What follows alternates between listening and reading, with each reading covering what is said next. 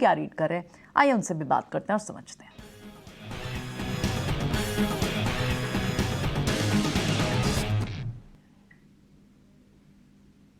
Good morning Sanjeev ji. और दिल्ली की ठंड भरी वेदर से, सर्दी से हमारे साथ संजीव जी जुड़ गए हैं, जो लगातार कह रहे हैं कि थोड़ा सा प्रॉफिट बुकिंग भी कर लें। इस वक्त संजीव जी कैसे रीड कर रहे हैं बाजार को? ग्लोबली थोड़ी वीकनेस, हर जगह प्रॉफिट बुकिंग का ये एक दौर है। क्या हम भी इंडेक्स पर थोड़ा वक्त बिता सकते हैं या फिर नीचे के लेवल्स भी दिख सकते हैं? पहले इंडेक्स पर व्यू बताएं, फिर आज के ट्रेड्स भी डिस्कस करेंगे। हाँ, गुड मॉर्निंग प्रियंका जी, आपने सही फरमाया। गुड़गांव में 6.5 डिग्री है। तो इससे बढ़िया मौसम क्या, स्विट्जरलैंड क्या, लंदन, सब दिल्ली में ही है। इंडिया में ही ढूंढोगे तो सब कुछ मिल जाएगा, जन्नत भी मिल जाएगी।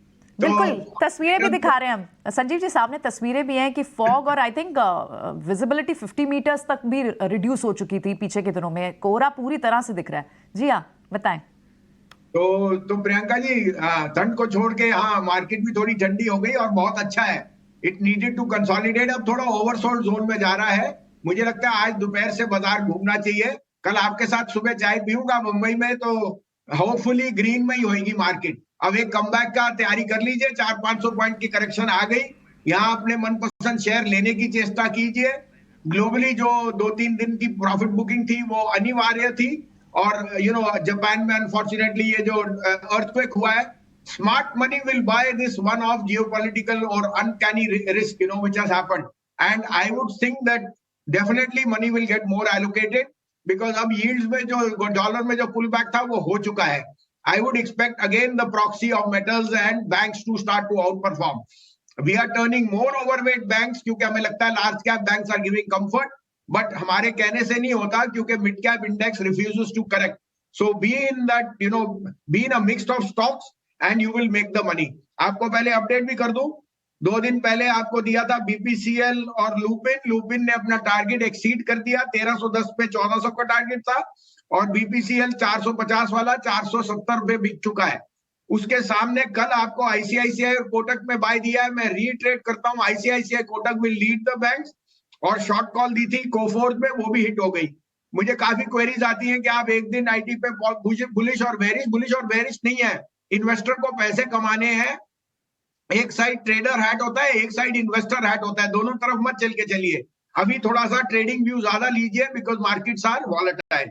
आज के लिए 3 पिक्स हैं, आप कहें तो मैं शुरू करूं। बिल्कुल संजीव जी, बिल्कुल। इनफैक्ट ये तो बात माननी होगी कि टाइमली एडवाइस जरूर हमारे व्यूअर्स को मिल जाती है। You most welcome. आप अपने साथ यानी बाजार में भी एक रीबाउंड लेकर आएंगे मुंबई में, यू मोस्ट वेलकम। कल आपका इंतजार रहेगा। बताएं, आज के पिक्स बताएं। तो प्रियंका, मदरसन सुमी लीजिए। मैंने 65 रुपए, 75 रुपए, 90 रुपए में कहा था, अब 101 रुपए में लीजिए। सुमिटोमो का जो एग्जिट होएगा, they will be a very big buyer who will come, and that will put major money into this company. 115 रुपए का टारगेट मेरे को 110 और 15 बहुत जल्दी दिखता है, मीनिंग विद इन डेज, क्योंकि इसमें वो जो एग्जिट है वो ऑलमोस्ट 15% का है इन वायरिंग में, और मदरसन सुमी, और वो एग्जिट प्रीमियम पे हो रहा है, which has never been the case except in a Hero Moto when Hero exited Honda exited at a premium. तो प्रीमियम का मतलब है that the company which is exiting, the promoters are seeing lot of strength, and in fact इसमें एक नया कोई foreign entity भी आ जाए, कोई दो राय नहीं। So the risk reward is very favorable. 97 का स्टॉप लॉस, 110 का target, which is a 10% upside. Second, I like Siemens. I think अगर हम पावर स्ट्रोक इंफ्रास्ट्रक्चर कैपेक्स में देखते हैं, the siemens uncertainty on the unwinding of the energy business is all priced in now. Siemens मुझे 4500 का target दिखता है, near term 4350, stop loss 4000। And last but not least, आपको मैंने 120-25 पे कहा था डीसीबी बैंक। अभी हमारा चैनल चेक कर रहे हैं, डीसीबी बैंक में जो प्रमोटर ने पैसा डाला है, they are very very optimistic. 137 पे तो प्रमोटर ने पैसा डाला है, और मुझे 185 का टारगेट है। तो I have up my buy in DCB. I want to be with the outperformers. 137 का स्टॉप लॉस है, 185 से कम मत बेचना डीसीबी बैंक। तीनों स्टॉक सिलेक्शन, मदरसन में ऑफ कोर्स एक सप्लाई का जो एक ओवरहैंग है वो खत्म होता हुआ, डीसीबी बैंक हमने देखा ही किस तरह की चाल स्टार्ट ऑफ द वीक से ही दिखाई, बुलिश टारगेट्स वहां भी, और कैपिटल गुड्स से सीमेंट्स। बहुत बहुत शुक्रिया संजीव जी, ये तीनों पिक्स बताने के लिए और इनके रैशनल भी हमारे व्यूअर्स को समझाने के लिए बहुत बहुत शुक्रिया समय देने के लिए। कल फिर होती है आपसे बात। चले बढ़ते हैं आगे, कुछ स्टॉक्स की बात कर लेते हैं। इनफैक्ट कैपिटल गुड स्पेस की जिस तरह से संजीव जी ने बात की, संवर्धना मदरसन और डीसीबी ये तो हमारे सामने है। और इनफैक्ट बैंक्स जिस तरह से कल मॉर्निंग में बहुत अनसर्टेनिटी भी थी इंडेक्स को लेकर भी, लेकिन तब भी बैंक्स पर एक व्यू बनाना, क्योंकि डाउ में आप कहीं ना कहीं परसों देखें तो वहां अच्छा स्ट्रेंथ था, डाउ नहीं गिरा था, तो बैंक्स अच्छे रहेंगे। और अब बैंक्स और फाइनेंशियल के बिजनेस अपडेट्स भी इसे कपल कर रहे हैं कि फाइनेंशियल रिजल्ट्स अच्छे आ सकते हैं। और आप बैंक्स में नजर रखें, डीसीबी बैंक आपको संजीव बसीन भी एक रीजन से दे रहे हैं, प्रमोटर पैसा डाल रहे हैं, तो आपको ध्यान रखना होगा इस स्टॉक पर भी, ठीक है। लेकिन कैपिटल गुड स्पेस की एक बार बात करते हैं, वहां पर भी अच्छी स्ट्रेंथ दिख रही है। कोई एक स्टॉक जो आपके रडार पर आ रहा हो किरण यहाँ?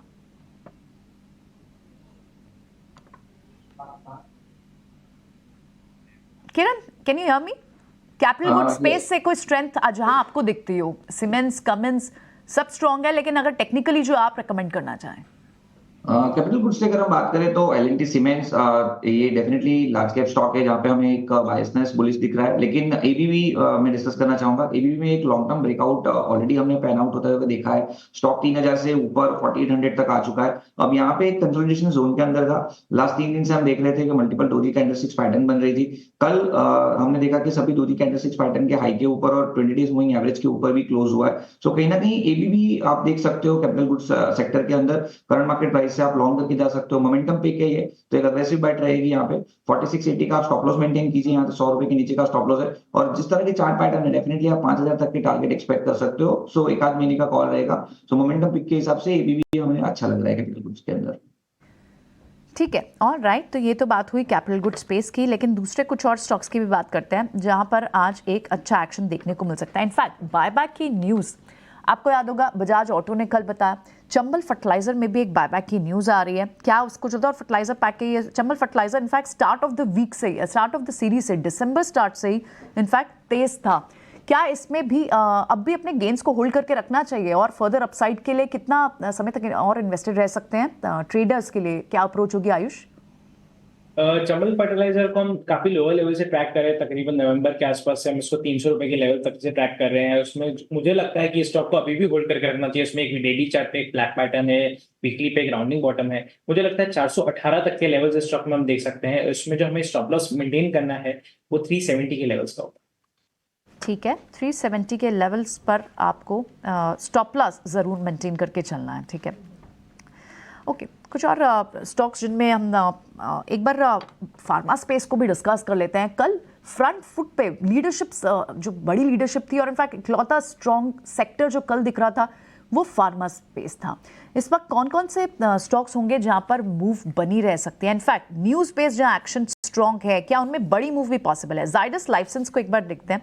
इनकी एक लॉन्ग टर्म रेटिंग अपग्रेड हुई है और फार्मा स्टॉक्स वैसे भी चल रहे हैं, दोनों कॉम्बिनेशन से चलते। क्या जाइडस लाइफ में एक buying momentum, strong buying momentum दिख सकता है जतन? देखिए, जाइडस लाइफ का अगर जो मैं चार्ट एनालाइज करूँ तो पिछले हफ्ते एक इनसाइड बार कैंडल बना था और मेरे को लगता है कि उसका जो ब्रेकआउट है वो आ गया है ऊपर की तरफ में। तो ये दर्शाता है कि एक वीक का कंसोलिडेशन के बाद फिर से एक नई rally on the upside start कर दी है। तो मेरे को लगता है कि अपसाइड पोटेंशियल है इसमें। मेरे को लगता है कि 735 740 तक का अपसाइड पोटेंशियल है और इसमें हम 700 का एक स्ट्रिक्ट स्टॉप लॉस के साथ इसमें बाय करके चलने की सलाह देंगे। तो एक ब्रेकआउट है लास्ट वीक के इनसाइड बार पैटर्न का, तो बुलिश साइंस है अभी। ठीक है, ये बात तो हुई जाइडस लाइफ की।